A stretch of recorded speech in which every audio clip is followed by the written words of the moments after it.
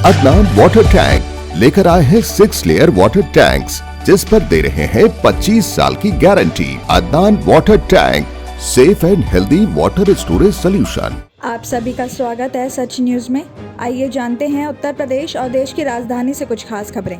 उत्तर प्रदेश चुनाव में पिंडारा सीट से कांग्रेस उम्मीदवार अजय राय को चुनाव आयोग ने नोटिस जारी किया है और ये नोटिस प्रधानमंत्री और राज्य के मुख्यमंत्री के खिलाफ कथित रूप से आपत्तिजनक टिप्पणी करने के मामले में जारी किया गया है। आपको बता दें कि अजय राय को जवाब देने के लिए भी 24 घंटे का समय दिया गया है। आपको बता दें कि नोटिस में 31 जनवरी को राय के फेसबुक लाइव का हवाला दिया था, जिसमें उन्होंने कथित तौर पर प्रधानमंत्री नरेंद्र मोदी और उत्तर प्रदेश के मुख्यमंत्री योगी आदित्यनाथ के खिलाफ आपत्तिजनक टिप्पणी की थी और आदर्श आचार संहिता के एक प्रावधान का उल्लेख करते हुए नोटिस में कहा गया कि चुनाव प्रहरी का मानना है कि कांग्रेस नेता ने इसका उल्लंघन किया है।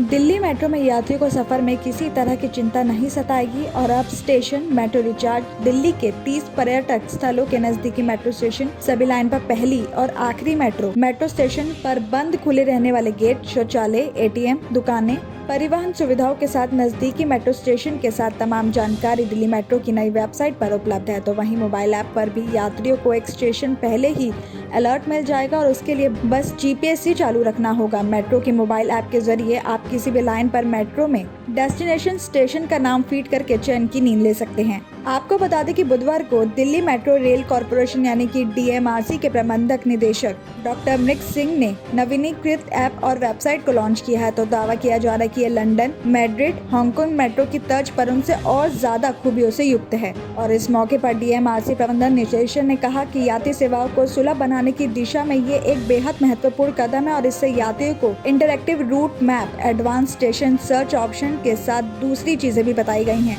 और इस वेबसाइट और मोबाइल एप्लीकेशन को वायरस अटैक से सुरक्षा देने के लिए भी सभी प्रावधान भी किए गए हैं। तो वहीं दूसरे शहरों से दिल्ली पहुंचने वाले यात्रियों को भी मेट्रो में डेस्टिनेशन स्टेशन की जानकारी देने के बाद सभी जानकारी हासिल करने की भी सुविधा है। और साथ ही अगर मेट्रो में सफर के दौरान यात्रियों के साथ छेड़छाड़, चोरी या कोई और घटना होती है तो इसके लिए हरियाणा, उत्तर प्रदेश और दिल्ली के संबंधित थानों की जानकारी भी होगी और अगर इससे ज्यादा जरूरत हो तो ई शिकायतें भी दी जा सकेंगी।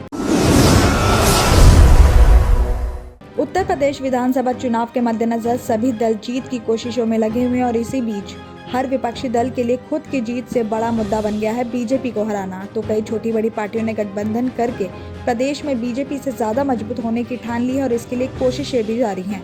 तो वहीं आपको बता दें कि एआईएमआईएम के चीफ असदुद्दीन ओवैसी ने जन अधिकार पार्टी के प्रमुख बाबू सिंह कुशवाहा पर भरोसा जताया है और उनके साथ गठबंधन किया है। ओवैसी का ये मानना है कि वो बार बार कहते भी रहे हैं कि अगर सीएम योगी को कोई हरा सकता है तो वो अखिलेश या प्रियंका गांधी नहीं बल्कि बाबू सिंह कुशवाहा है। तो वहीं असदुद्दीन ओवैसी ने ये भी कहा कि आप सोचते हैं कि बीजेपी को रोकने के लिए सपा बसपा को वोट देंगे तो ये आपकी भूल है। आप लोगों ने 2014 में सपा बसपा को वोट दिया, तब भी बीजेपी कामयाब हो गई। 2017 के विधानसभा चुनाव ने आपने सपा और कांग्रेस को वोट दिया, तब भी बीजेपी कामयाब हो गई। और 2019 के लोकसभा चुनाव में आपने सपा बसपा को वोट दिया, तब भी बीजेपी कामयाब हो गई। मैं यहाँ आप लोगों से अपील करने आया हूँ कि आप लोग 2014, 17 और 19 की गलती मत करिए। अगर कोई योगी सरकार बनने से कोई रोक सकता है तो वो बाबू सिंह कुशवाहा है। दिल्ली सरकार ने गुरुवार यानी आज दिल्ली हाई कोर्ट को बताया कि लोकायुक्त को नियुक्त करने की प्रक्रिया चल रही है। आपको बता दें कि आम आदमी पार्टी ने 2020 में दिल्ली विधानसभा चुनाव से पहले अपने चुनावी घोषणा पत्र में लोकायुक्त लाने का वादा किया था। तो वहीं अब केजरीवाल सरकार ने ये जवाब चुनावी घोषणा पत्र में किए वादे के अनुसार केजरीवाल सरकार को 1 महीने के अंदर लोकायुक्त नियुक्त करने का निर्देश देने वाली एक जनहित याचिका पर सुनवाई के दौरान दिया है।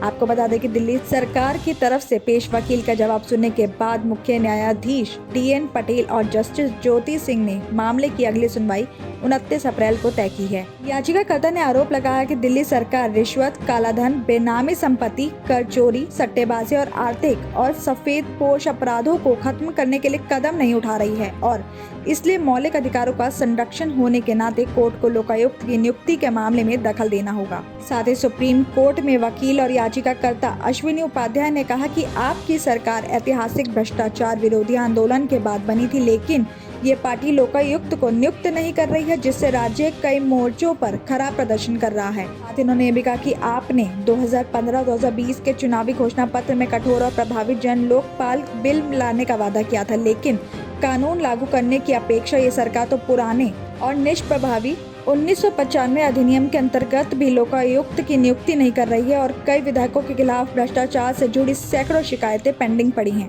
राज्य का कथन है आप सरकार को 2020 में किए वादों को देखते हुए 1 महीने के अंदर लोकायुक्त नियुक्त करने का निर्देश देने की मांग की है।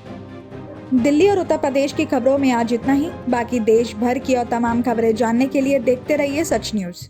जर्मन 10 हॉस्पिटल ऑर्थोपेडिक से मुताल्लिक हर मरीज यहाँ शिफायाब। इनाम याफ्ता doctor Mir Jawad Jar Khan, senior orthopaedic surgeon, advance operation theatre, ICU, digital x ray, laboratory, physiotherapy, pharmacy, sharing और प्राइवेट रूम्स, लेडी डॉक्टर्स और डॉक्टर अर्जुमन सुल्ताना गैनाकोलॉजिस्ट की खिदमात हासिल। वाजबी फीस और मुकम्मल सहूलियात से हजारों मुतमईन। एम्बुलेंस से आरास्ता German 10 orthopaedic hospital, pillar number 150, Attapur, Hyderabad.